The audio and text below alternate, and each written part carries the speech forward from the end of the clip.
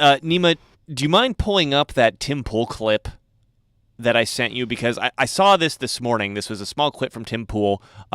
Tim Pool had Matt Gaetz on the show. Yeah, it's really what got my brain cranking on this. Go ahead and play it. You mentioned the debt ceiling a little. Oh, wait. Can you hear it? Let me see if I can hear it. Okay. I mean, I presume that makes it to the stream. Actually, let me share my screen one more time just to make sure, because I know there's a setting here. Yeah, I didn't have it checked, so it shouldn't have. So you heard it through the microphone, probably. You mentioned the debt ceiling a little bit ago. You guys are about to vote on a debt ceiling in the next 4 months. So my whole life I've been watching them incrementally raise the debt ceiling over and over and over. And the thing is, it's from my point of view, it's supposed to be a ceiling that you don't print more money than that because that's the ceiling. So can we like make a realistic debt ceiling of like 1.4 quadrillion? Just say we're gonna get there eventually. We can survive this amount. We're gonna print another $7,000 trillion. Because I think we are going to. I don't know. Do you think maybe we won't? What do you think about that idea? Is that just too far out? What are you in? Well, you're right that it's a joke because there is no real plan to ensure that we have a cap on that which we will borrow and spend. And I think the reason this continues to get worse on the books is because like regular Americans don't feel the pain of the national debt in a proximate way. Like, so there are so many errors in assumption happening in that 1 minute clip. I kind of don't even know where to start. But I think I want to start with the fact that the right, in quotes, the right, typically throughout U.S. history has been the instigator and the pushers for, in quotes, sound money and fiscal or financial responsibility. And as we pointed out earlier in the show, the rules for government, federal government specifically, are different from the rules for everybody else. And so what this guy apparently on Tim Pool's team brought up is that he doesn't say this specifically, but I can tell he's coming from this assumption that, oh my God, we got to stop borrowing so much money. And Matt Gaetz confirms that, where he's like, yeah, we got to get this borrowing under control and stop spending so much money, because if we keep, the idea being if we borrow too much, at some point we're not going to be able to service the debt of so much money that we borrowed. But as we pointed out, I guess we didn't say this explicitly, I'll say it explicitly now, the government can't borrow in its own currency. It is logically impossible. Yeah, it must be created by them first before anything can be done with it. Right? So, and again, the debt ceiling doesn't exist in any other country. No other country even worries about this thing called a debt ceiling. And when you mix in the fact, let's bring in another element here, that our current taxation system at the federal level is primarily, in quotes, funded, I put that in quotes for a reason that maybe we'll get to in a minute, by income taxes. Taxes on income. And now I know there's self-employment or FICA taxes, which is for Social Security and Medicare, but that's still a tax on income, right? So the way that our system is set up to generate tax revenue for the federal government is the more economic activity that happens, which is a way of saying the better that the economy gets, the more the taxes flow into the government. Right? So, if Nima's got $100 and I work for Nima and I earn that $100, well, 20 of those dollars goes to the government. Now I have 80. Now Nima wants to work for me and for $80 and I pay him $80 and 16 of those dollars goes to the government. And if we keep working back and forth with each other, we're going to have less and less and less money in the private sector because it's going to keep going to the government. So we actually have a system here in the United States where if the government doesn't keep expanding the deficit, it will tax more money out of the system than it's putting in, and it will starve the private sector for the money that it needs in order to do economic activity. I mean, this is the thing that I think will makes people's heads explode, which is to say, if the government doesn't spend more than it's taxing, the private sector economy won't have enough liquidity to operate. Yeah, the private sector economy will move into a more and more speculative financing stage, basically, because the the federal government deficit provides a component of the income of the private sector that comes with no strings attached, and that's very safe and secure. And the more the private sector goes into debt with the banks, the more shaky the foundation becomes, because those debts, they do have to find the money to repay them back. So we found that throughout history, as long as there's a correlation between increasing debt levels of the private sector, increasing private debt levels, and an increasing federal government deficit, then there's enough income to support the debt levels, the private debt levels.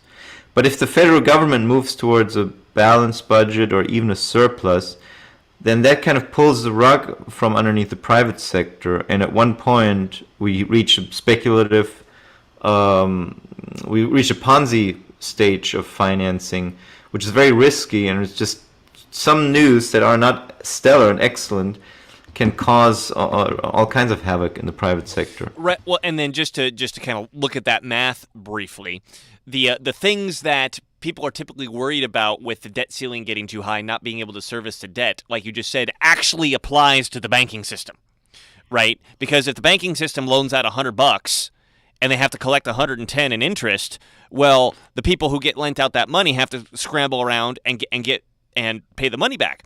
Well, that's what we find historically. If the federal government deficit goes towards a balanced budget or a surplus, the private sector starts going into debt to the private banks, and that debt is actually a problematic debt for the private sector. Well, and then in order for the private sector to keep going, they have to borrow more to pay the previous debt, which increases the amount of debt owed. So they have to borrow more to pay the previous debt. And as you said, any little bump collapses the whole tower of that happening. Because these are the stages of financing that Hyman Minsky has identified, which is the safest stage is a hedge, where all your principal payments and your interest payments are covered by your expected income.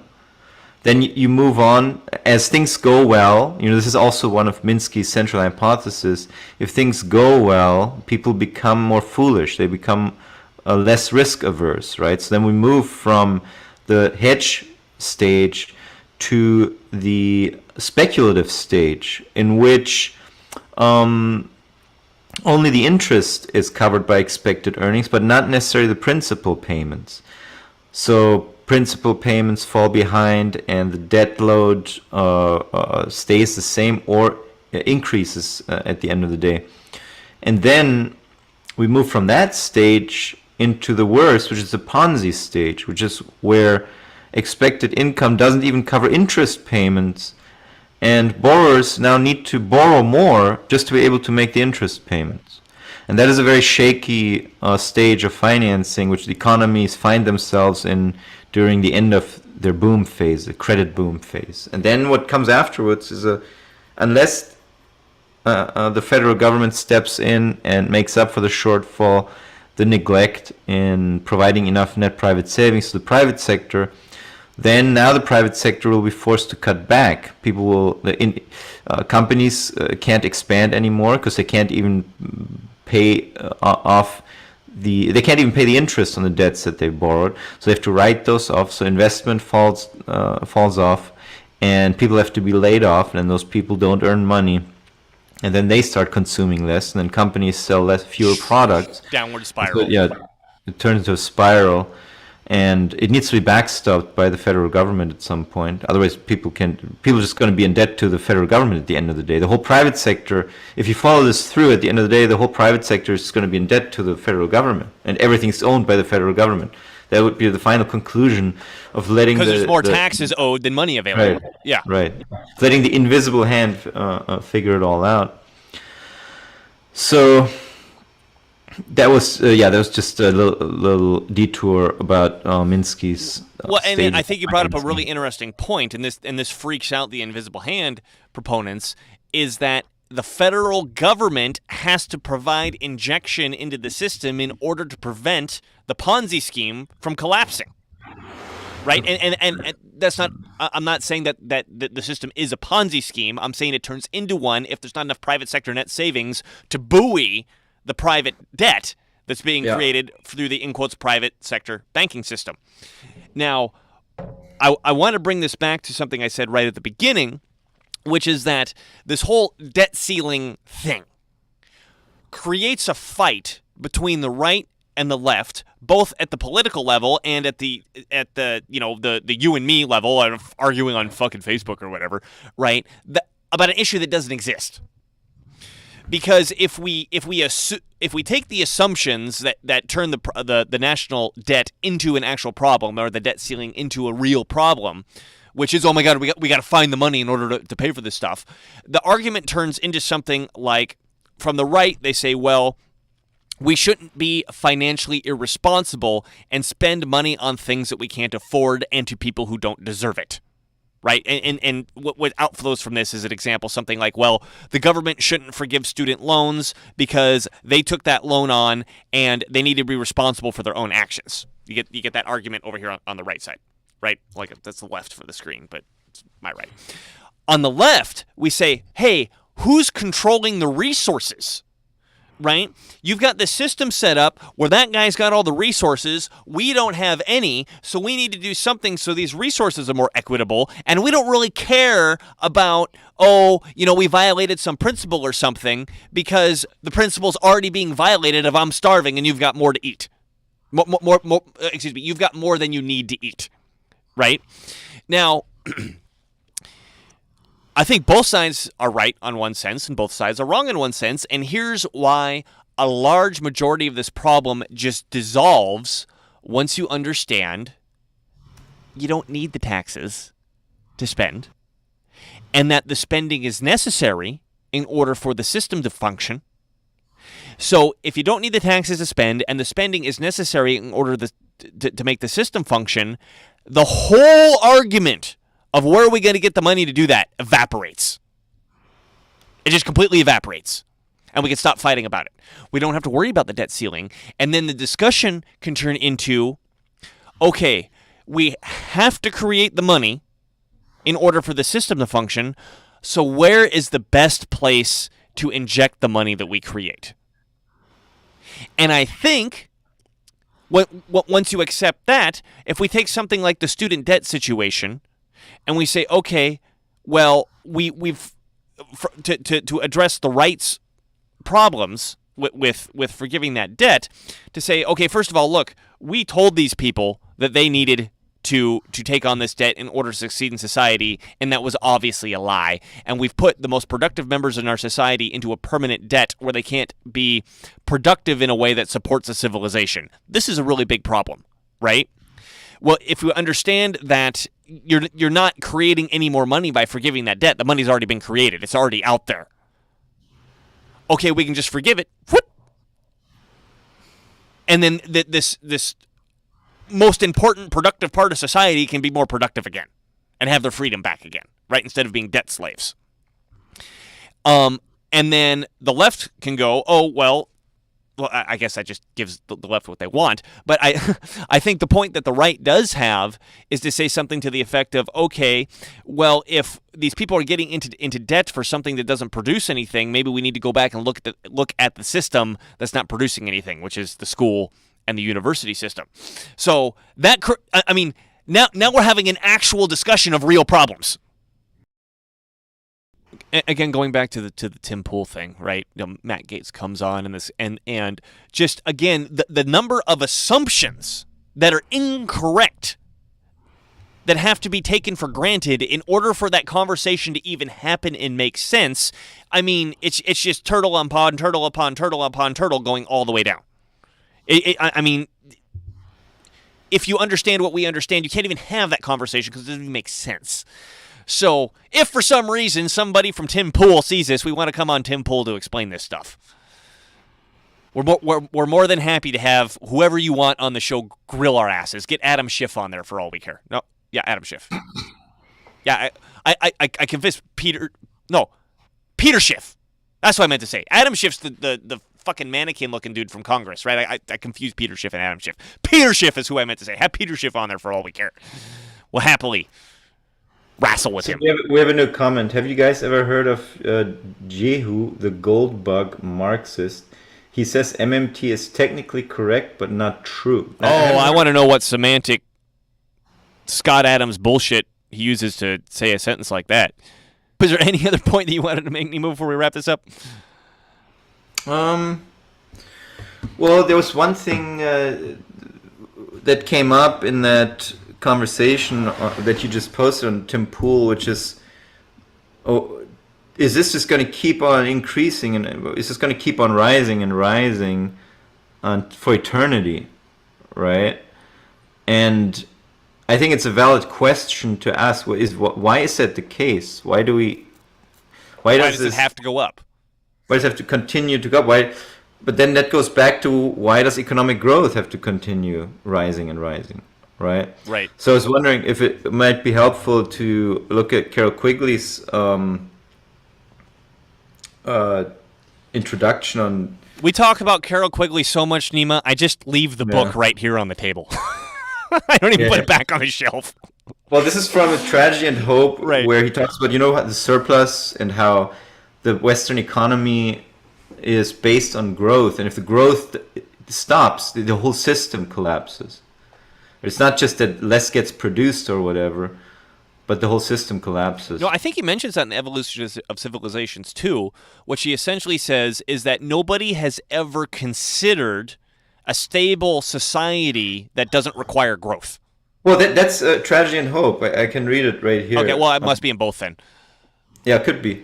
An economic system does not have to be expansive, that is, constantly increasing its production of wealth. And it might well be possible for people to be completely happy in a non-expansive economic system if they were accustomed to it. In the 20th century, however, the people of our culture have been living under expansive conditions for generations. Their minds are psychologically adjusted to expansion, and they feel deeply frustrated unless they are better off each year than they were the preceding year. The economic system itself has become organized for expansion, and if it does not expand, it tends to collapse. The basic reason for this maladjustment is that investment has become an essential part of the system, and if investment falls off, consumers have insufficient incomes to buy the consumer's goods which are being produced in another part of the system, because part of the flow of purchasing power created by the production of goods was diverted from purchasing the goods it had produced into savings, and all the goods produced could not be sold until those savings came back into the market by being invested. In the system as a whole, everyone sought to improve his own position in the short run, but this jeopardized the functioning of the system in the long run. The contrast here is not merely between the individual and the system, but also between the long run and the short run. If your economy gets to a point where you're producing surpluses, then the question is, who buys those surpluses? If you're just producing surpluses and they ended up not being in any demand and just end up dumped and rotting, then you go out of business. Then you go out of business, or at least your business doesn't grow, right? I mean, you've produced a bunch of stuff, but all the training that went into it, all the expansion of your productive capacity, turns out it was for nothing, and the stuff just ends up rotting. So how do you make sure you have consumers who earn money to buy the excess product? Well, you invest in a new machinery of some type. You hire people to build new machinery, and you pay those people, and then those people now have money that they can use to buy the excess that has already been produced. And then now the machinery that they've produced in and of itself becomes an efficiency improvement, and you generate more surpluses. And so you keep going and going in that kind of economy. But I think that's basically what Carol quickly laid out there, that we have become accustomed to expansion. The whole system is based on it. We all hold, a lot of us hold stocks in our portfolio. The value of stocks is based on the assumption that those companies will continue producing and selling in the future. And selling more, growing. Selling more in the future, right. So the economy has to keep on growing to facilitate everyone's expectations. And so if that's the case, that means that there has to be more and more borrowing to finance more and more projects. But then in order for that borrowing to remain solid on a solid footing, the federal government has to expand its deficit, or some federal government has to. If you have exports, there has to be enough private sector net savings in order to. This has to grow along with the overall economic growth. Yeah, doesn't mean that it just grows as some absolute figure or number, but within the context of overall economic growth, your government budget will also continue growing accordingly. Yeah, well, what he just points out there is interesting, that in order for the economy to have enough money to buy the goods that it produces, that money comes from investment, which produces more goods and services. And is there a system where could we design a system where all the goods and services could still be consumed without the consumer having to rely on money that's earned from investment? Do you think I understood that correctly? Yeah, it would be possible if you replace the investment with just pure government deficit spending, for example. Yes. That's or one like possibility. A federal transition job, like we said, that injects the money from the bottom up as opposed to hitting the investment and everybody has to go work at that, building that factory or whatever in order to get the investment money to pay for the goods.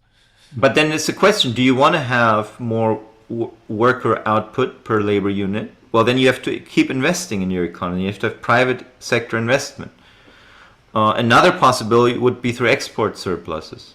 But then again, you're treading water. You're not building up technically, I would say the best thing you can do is build up your own country's capital stock, build up your own country's stock of machinery, computers, training, etc. All the things that you do to improve the output per worker unit. Well, yeah, and then even with the trade surplus, it's kind of circumventing the issue because somebody is buying those goods, and they've got that money from investment because that's how all the systems are set up in the world. Mm-hmm. Well, there are countries that rely on that when they are in early stages. Primitive economies, they do kind of rely on that, and many of them get stuck in that cycle. Correct. Now all they do is they export the things that they build and import food and stuff that they need to feed their own people. Which is honestly a national security issue for them. Right. Yeah. Dependence, but you're not growing your own economy's capital stock, and so you're not really improving the wealth of your economy, or you're kind of treading water in that scenario. I concur. So yeah, I mean it's a fascinating conversation to say, okay, this is the way that the system is set up, and we've been talking about the way that the system is set up, but we haven't critiqued should it be set up that way. Right. So because is it possible to just have an economy that's circular, that always stays in? Yeah, it would be a pastoral, more simplistic life altogether, right? We all live on the land. But is that what we want? Right, so we want, right.